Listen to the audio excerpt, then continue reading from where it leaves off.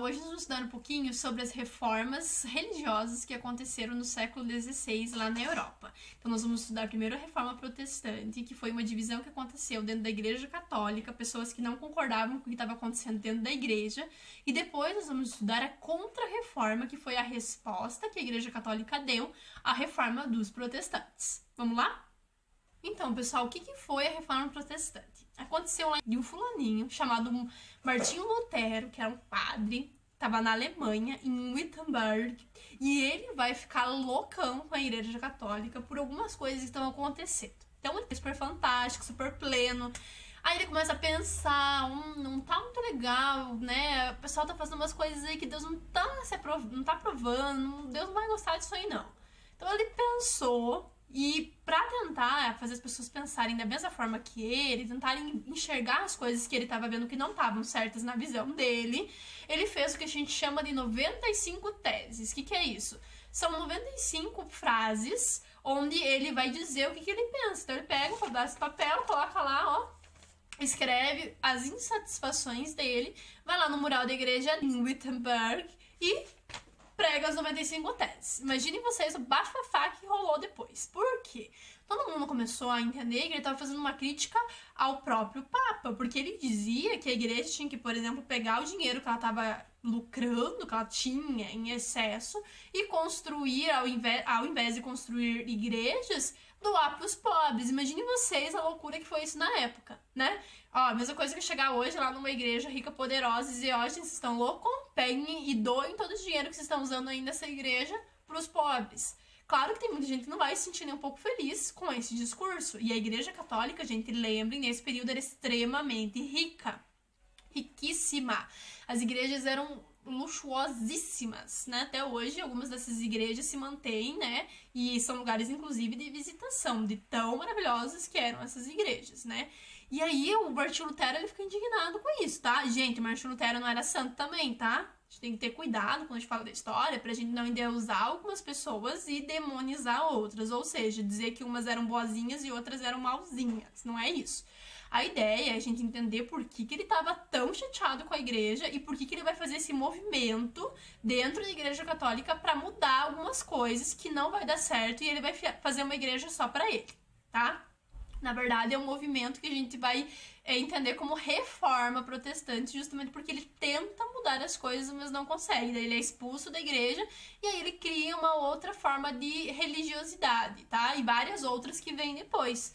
Então a gente vai tentar entender isso. E não tá aqui pra dizer que a igreja católica era má e que ele era bonzinho. Não é isso. Tome muito cuidado, porque a gente não pode defender os personagens da história como se a gente fosse advogados, tá? Porque o que cada um faz no íntimo lá do seu dia a dia, na sua casa, a gente não sabe dizer. E a Reforma Protestante, gente, também gerou uma inquisição dos protestantes. Os protestantes também fizeram coisas que a Igreja Católica fazia que também foram terríveis naquele período. Eu sempre falo para meus alunos, gente, a gente tá falando da Igreja Católica nesse período da história aqui, a gente tá falando da Idade Média, da Idade Moderna. Agora que a Igreja Católica e as outras religiões que a gente vai falar hoje aqui, o que elas são, aí já são outros 500, tá? Mas historicamente a gente vai entender o que essas igrejas fizeram nesse período, beleza? Então lá no século XVI tá lá Martinho Lutero, lá na Alemanha, bem louco, não tá satisfeito com o que tá acontecendo com a igreja. Mas o que tava incomodando tanto esse padre? Me diga. Então vamos lá. O que estava incomodando o Martinho Lutero? Ele principalmente, gente, defendia que a igreja tinha que parar de vender indulgência. O que é indulgência? Indulgência naquela época era o perdão. Então eles diziam que a pessoa podia dar uma oferta para a igreja e receber um perdão divino. Olha que legal. Então você ia lá na igreja, fazia confissão dos seus pecados. Aí, para você ser perdoado, ao invés de rezar lá uma Ave Maria, você tinha que pagar uma taxinha para que Deus perdoasse os teus pecados. Então a indulgência era a venda do perdão. E o Martinho Lutero dizia que o Papa não tinha o poder de dar perdão para as pessoas, só Deus. E isso vai gerar, como eu falei para vocês, um alvoroço gigantesco. Tanto é que a igreja vai tretear com ele, ó, de frente. Vão bater de frente, porque eles vão tentar convencer o Martinho Lutero a parar de falar essas coisas. Porque, claro, que a igreja não vai gostar, né, gente? Claro, óbvio. E aí, não se sentindo satisfeita com isso, ela vai chamar o Martinho Lutero pra chincha, vai conversar com ele, mas ele não vai baixar a bola. E aí ele vai sair da igreja porque vai ser expulso, inclusive perseguido. Mas a gente já chega lá. Então, a gente já viu que ele criticava a riqueza exagerada da igreja, certo? Ele não dizia que a igreja tinha que ser pobre, não, tá, gente? Mas ele dizia que a igreja estava com muito dinheiro e esse dinheiro podia ser utilizado em outras coisas. Se vocês quiserem, vocês podem ver as 95 teses do Martinho Lutero na internet. Só digitar lá e coloca PDF no lado que vai aparecer para vocês. São bem interessantes as frases que ele usa para tentar convencer as pessoas de que a igreja tem que parar de fazer essas coisas. Então, a primeira coisa que a gente viu que ele está criticando é esse luxo, essa riqueza muito grande da igreja, porque ela estava muito poderosa naquela época e eles não estavam gostando disso. A segunda coisa que a gente viu é a venda do perdão, da indulgência. Ele começa a dizer que a igreja tem que parar de perdoar as pessoas porque quem perdoa é Deus e não podem ganhar dinheiro para isso. Então, ele estava muito indignado com isso aí. São as duas principais questões, mas tem um monte de outras coisas que ele vai defender, como, por exemplo, a livre interpretação da Bíblia. Mas o que é isso? Basicamente, naquela época, o clero, ou seja, a igreja, os religiosos, os padres, os bispos, o papa, eles é que tinham acesso à Bíblia. As pessoas comuns, o povão, não tinha acesso à Bíblia. E aí eles estavam defendendo, Martinho Lutero e os amiguinhos dele depois, vão defender que as pessoas têm que ter acesso à Bíblia. Elas têm que ler, que era uma coisa dificílima para a época, porque elas não tinham, a maioria delas não era alfabetizada, e quando sabia ler, a Bíblia não era de fácil acesso. Tanto é que depois o Martinho Lutero vai começar a acelerar o processo de tradução da Bíblia para o alemão, né? Já tinha algumas traduções, mas eles vão começar a traduzir mais para outras línguas, justamente para que as pessoas possam ler. Inclusive, nessa época, as missas eram realizadas em latim. Então, como que as pessoas iam entender? Não entendiam nada, gente. Elas iam na igreja e ficavam boiando. E aí ele começou a dizer, não, gente, vocês têm que ler a Bíblia, vocês têm que entender o que está sendo dito aqui e vocês têm que interpretar. Sabe aquela coisa que o professor vive dizendo para vocês? Interpretem a pergunta, interpretem. É isso, é você ler e compreender e tirar uma conclusão de alguma coisa, certo? Isso é interpretação. Ele estava defendendo que as pessoas pudessem interpretar sozinhas a Bíblia sem a ajuda do padre. Ou seja, ele dizia que a pessoa tinha que ler e ter a sua própria conclusão. Porque quando o padre diz que é A e você acha que é B, você vai acreditar em quem? No que o padre diz. Mas o Martinho Lutero diz, não, gente, leia a Bíblia e tire a sua conclusão.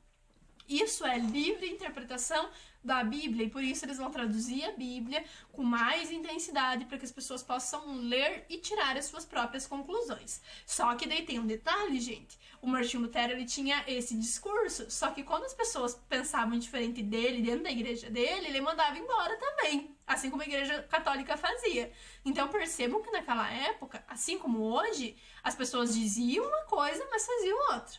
Infelizmente. Então ele defendia que as pessoas podiam interpretar a Bíblia, elas deviam ler e elas mesmas se relacionarem com Deus, não precisava ter como hoje, por exemplo, tem o padre, o pastor para ajudar. Não, ele dizia que as pessoas tinham que se relacionar diretamente com Deus. Só que no fundo, quando as pessoas não seguiam aquilo que eles diziam, as pessoas eram perseguidas. Então acabou que os protestantes, eles tinham uma crítica muito forte à Igreja Católica, mas eles também tiveram várias atitudes muito condenáveis para a época, né? Como eu falei, hoje em dia são outros 500. As igrejas hoje, elas têm uma outra lógica, tá, gente? Ainda que a gente também possa questionar muito as religiões em todos os tempos, né? Eu acho que é bom pra gente, enquanto religioso, tá sempre sendo crítico com relação às coisas, pra não fechar os olhos para aquilo que a gente acha que tá errado, mas a gente tá falando da igreja naquele período, tá? Não é da igreja hoje. Hoje nós temos outras coisas para falar sobre a religiosidade atual, mas não é o caso da nossa aula hoje, tá, gente? Foca aqui no passado, foca na reforma protestante, que é o que a gente tá vendo nesse momento, certo? E contra o que mais que o Martinho Lutero foi contra nesse momento das coisas que a igreja fazia. Então ele estava defendendo, como a gente já viu, o fim da riqueza, do luxo, o fim da venda do perdão, e a gente viu que ele estava defendendo a possibilidade das pessoas se relacionarem diretamente com Deus e interpretarem a Bíblia. E ele também defendia automaticamente o fim das missas em latim. Eles queriam que as pessoas pudessem entender o que se dizia na igreja. Outra questão também, gente, é que naquela época eles vendiam o que a gente chama de relíquias sagradas. O que é isso? Lembrou lá do filme do Harry Potter, né? Então, não são aquelas relíquias, mas é quase a mesma ideia. O que é uma relíquia? É um objeto antigo, ou um objeto importante, ou um objeto que diz respeito a um período da história que as pessoas querem ter para colecionar, ou, nesse caso, é uma relíquia porque ela era sagrada, ela era considerada importante dentro da religião lá, da Igreja Católica, porque eles acreditavam que tinham ou poderes sobrenaturais, ou porque eram representantes desse poder sobrenatural. O que é isso? O que você está falando, professora? Por exemplo, eles vendiam lá um pedaço da cruz de Cristo, né? Um pedacinho lá da coroa de espinhos que Jesus teria usado, né? Um pedaço do tecido lá do manto de Jesus. Então eles pegavam objetos que eles diziam que eram de pessoas da religiosidade ou do próprio Jesus, santos, profetas, e vendiam para as pessoas, acreditem vocês se quiserem. Então eles pegavam esses objetos e vendiam. É tipo você hoje lá pegar uma aguinha do Rio Jordão lá e trazer e vender para as pessoas porque você diz que aquilo é santo. Naquela época se vendia muito, né, esses objetos que eram considerados sagrados, né, e quem que não queria ter uma relíquia dentro de casa, né, gente, um pedacinho da cruz de Cristo, nossa mãe, né, todo mundo queria. E aí o Martinho Lutero começou a olhar e dizer, gente, vocês estão loucos, olha o que vocês estão fazendo, não pode, não é assim que funciona o negócio. Primeiro que vocês nem sabem de onde que veio isso, e segundo, mesmo que seja sagrado, vocês não podem vender, vocês estão fazendo um comércio da religião.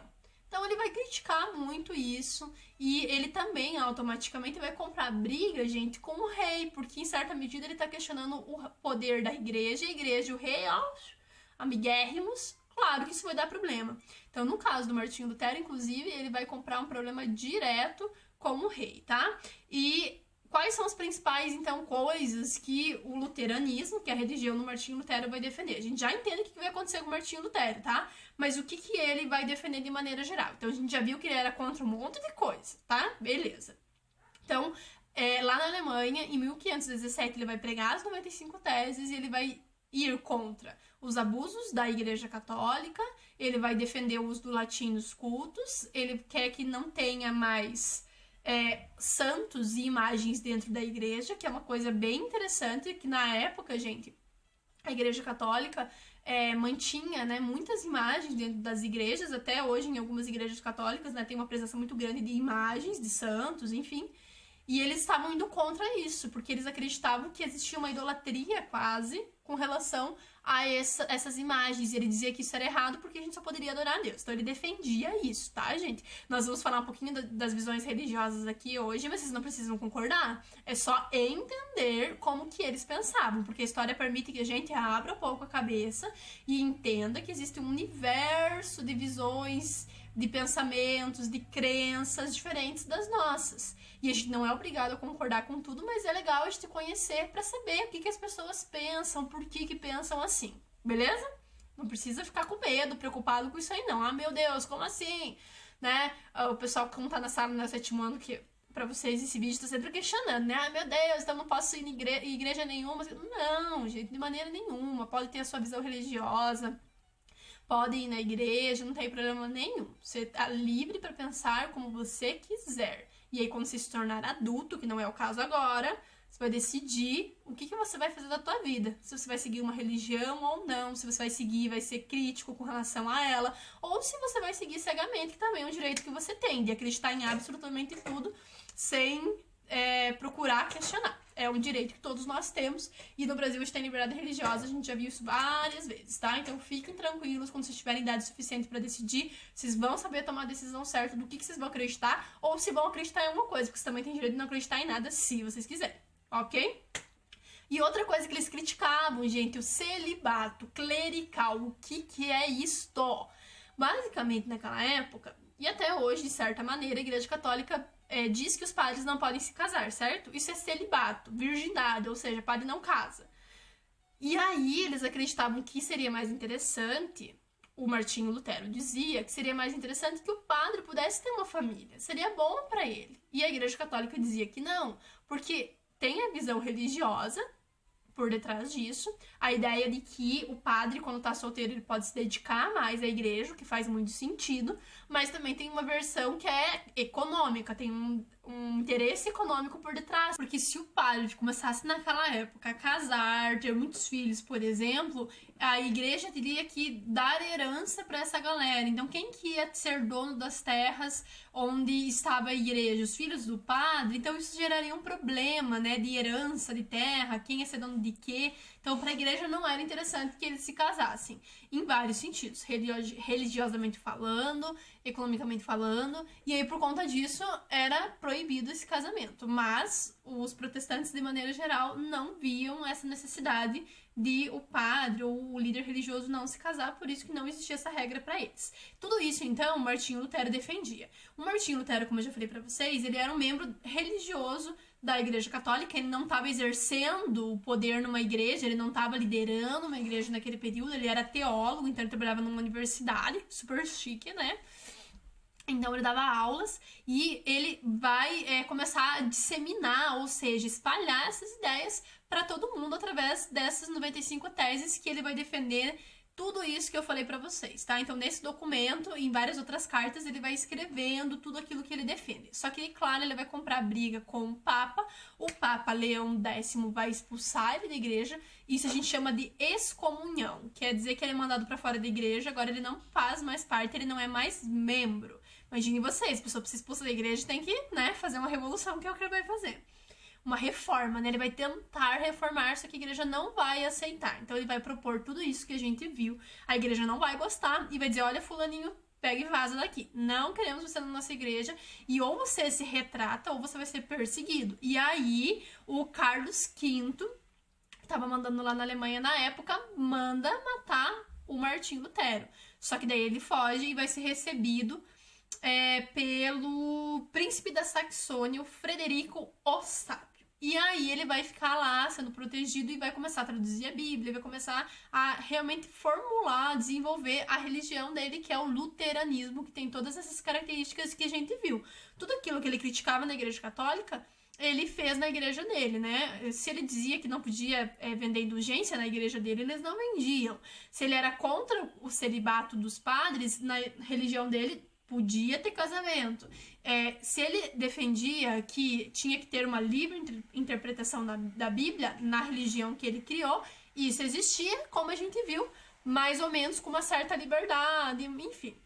Então a reforma protestante vai ser isso, vai ser um movimento onde o Martinho Lutero vai sair da igreja, vai ser expulso e vai começar a criar a religião dele. E aí, gente, outras pessoas vão começar a gostar disso, vão começar a comprar essa ideia.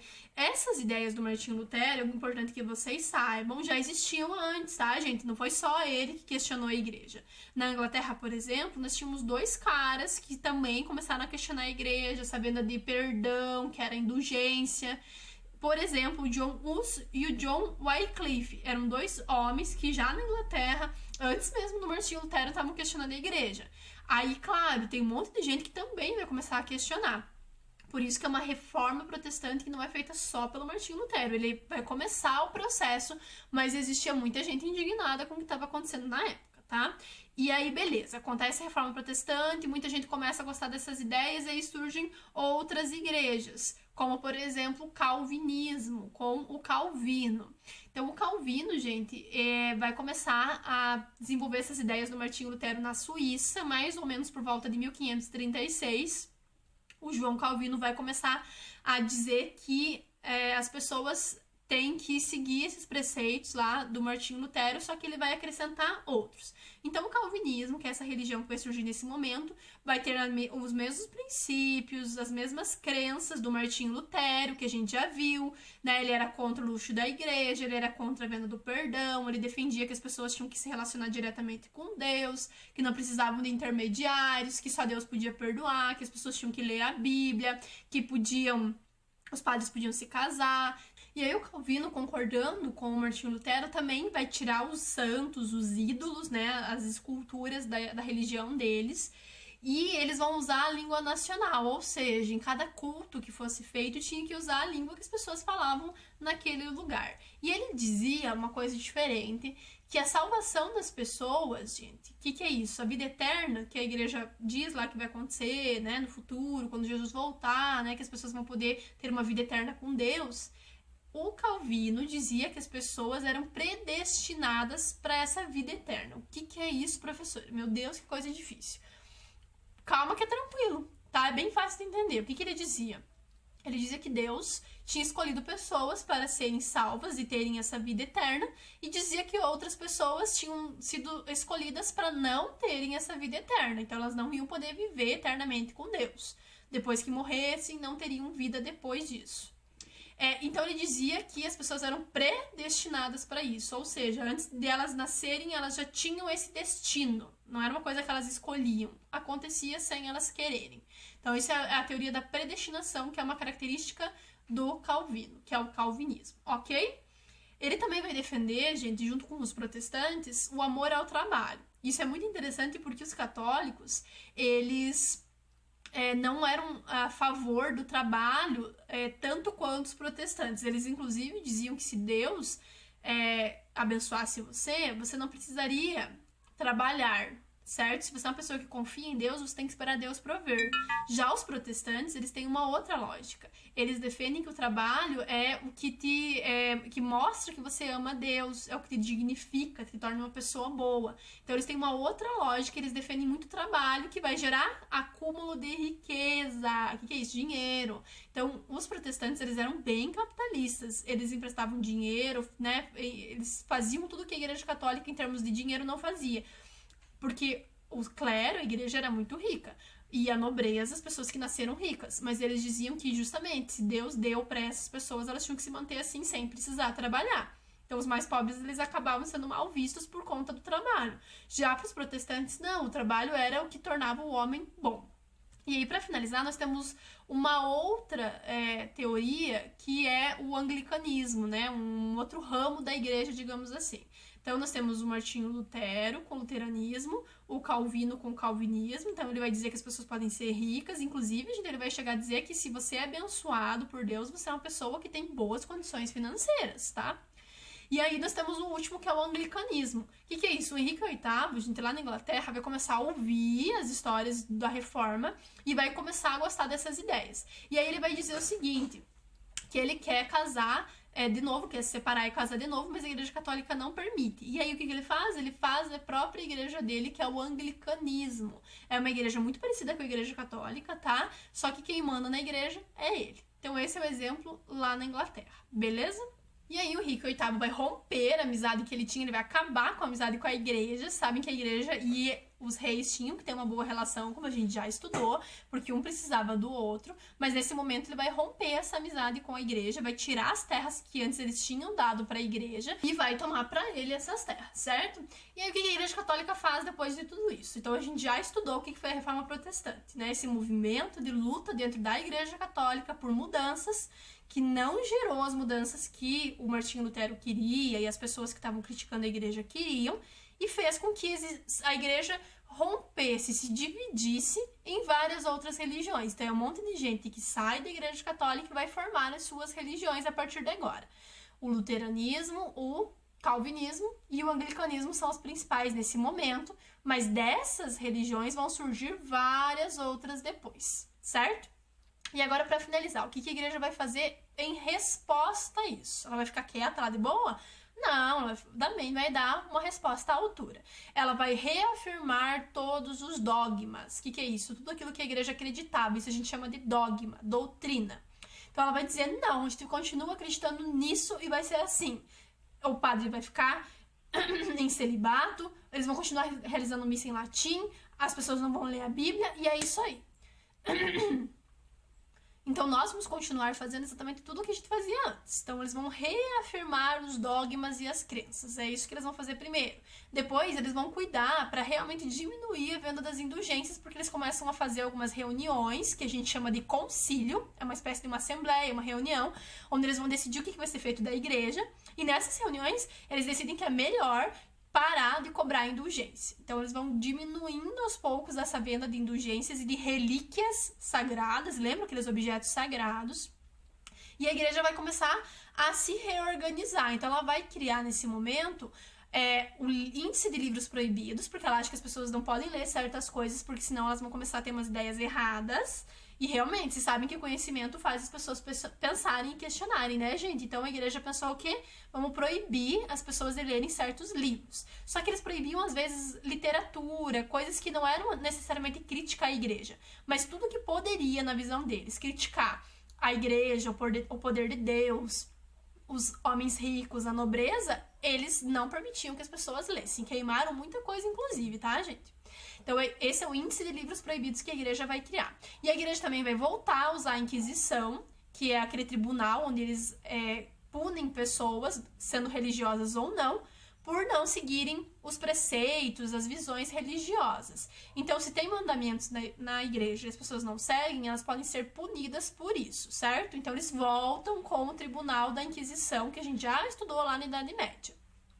E, por fim, eles vão criar a Companhia de Jesus, que é uma forma de doutrinar as pessoas da igreja. O que é doutrinar? É ensinar a doutrina, os ensinamentos, os princípios da igreja, aquilo que a igreja acredita, tá? Então, tudo isso que a igreja acreditava ia ser ensinado na Companhia de Jesus através da catequese, né? Justamente desses padres que iam ter a função, os jesuítas, que iam ter a função de ensinar as pessoas, porque eles entenderam que se as pessoas estavam saindo da igreja, porque elas não estavam entendendo o que a igreja acreditava. A igreja precisa ensinar para as pessoas o que é para elas fazerem. Então, eles criam a Companhia de Jesus e vai ser essa Companhia de Jesus que vai catequizar os indígenas na América, quando eles vêm colonizar a América, que é um dos próximos conteúdos que a gente vai ver daqui para frente. Certo? Qualquer dúvida, me fala aí nos comentários, me manda e a gente vai conversando. Beleza? Beijo e até nossa próxima aula.